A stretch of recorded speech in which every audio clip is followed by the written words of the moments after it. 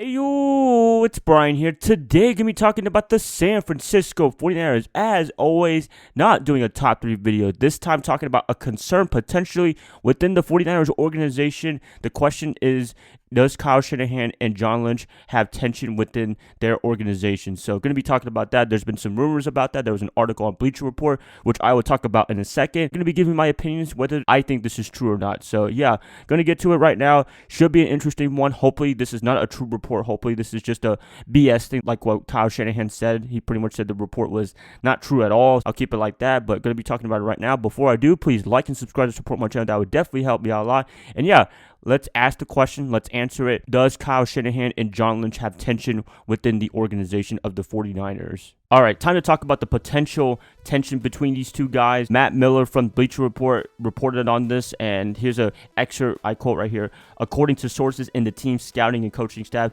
the two aren't lockstep as far as the vision of the offseason and the future of the franchise. The coach Shanahan wants to scheme and develop players while not being bothered with the player evaluation process, but more and more he finds himself involved while not trusting the decision-making of Lynch, a former media analyst after his Hall of Fame playing days, but not someone with a scouting background. So pretty much Shanahan, he doesn't really trust John Lynch. That's pretty much what he's saying, just based on the draft picks that he's made for the past couple of years. And if this is true, there may be a little bit of validity to it, just because of the fact, if you looked at John Lynch's draft picks for the past couple of years, in 2017, 2018, there's been a lot of hit and misses. For the hits, there's been George Kittle in the 5th round, Mike McGlinchey, Fred Warner. Those guys have been great players. For misses, Solomon Thomas potentially. Reuben Foster, he's definitely a miss because he's not with the team anymore. There you have it right there. But yeah, he's had a lot of hit and misses within these drafts. And if Shanahan is not happy with his draft picks, then there's a valid point right there to seeing why Shanahan would be pretty upset at Lynch if this is true. But for the most part, as I said, Kyle Shanahan, he looked at the reports and he called this report not true at all. Should I believe him? Probably, because he's the coach and he knows the organization more than reporters. There's another underlining thing for this whole report right here. The San Francisco Chronicle, I got to give them credit for this. They talked about this is the first time in the Lynch-Shanahan regime where something got leaked from the organization to the public. In past years, with Trent Baalke, Jim Harbaugh, all that tension stuff from them, there was a lot of leaked information from the organization to the media. So Lynch, when he got hired, he did not want any of that BS right there. But this is the first time in their 3 years together now with the 49ers that something has been leaked to the media, to us. This could be a concern right here. I don't know. But, do I want to believe there's tension between these two? No.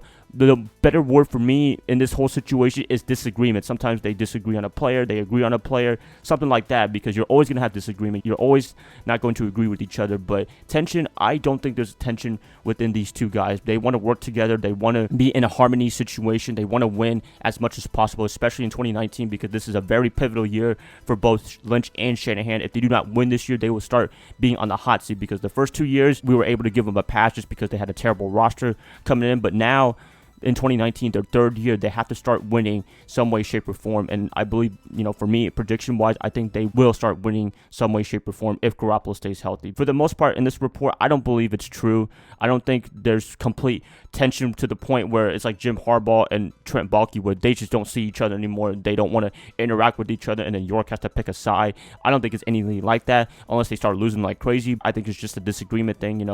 Why are you picking this guy?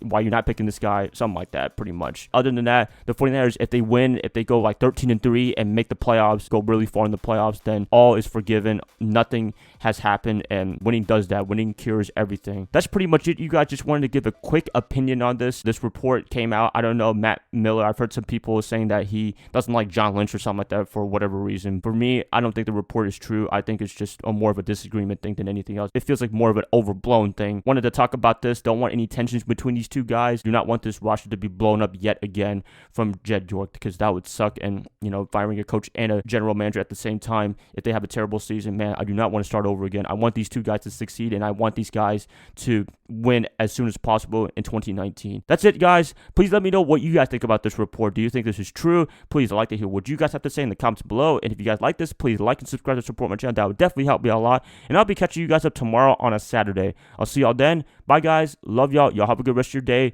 Go Niners all day.